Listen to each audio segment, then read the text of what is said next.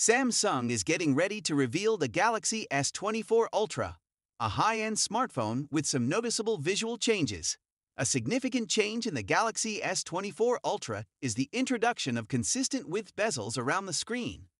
Unlike most phones with uneven bezel widths, this upcoming model will have uniform borders on all four sides, creating a more balanced and visually pleasing look. Discussions among tech bloggers also center on Samsung's shift in screen design, moving from curved screens in the S22 Ultra and S23 Ultra to flat screens in the upcoming S24 Ultra.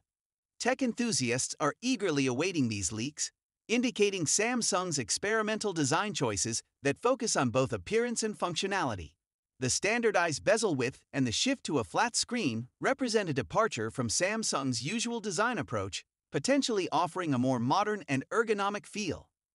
Samsung device enthusiasts are excitedly anticipating the official launch of the Galaxy S24 Ultra. The leaks and expert comparisons strongly suggest a revolutionary transformation in the appearance and functionality of high-end smartphones. Thank you for joining me in this video.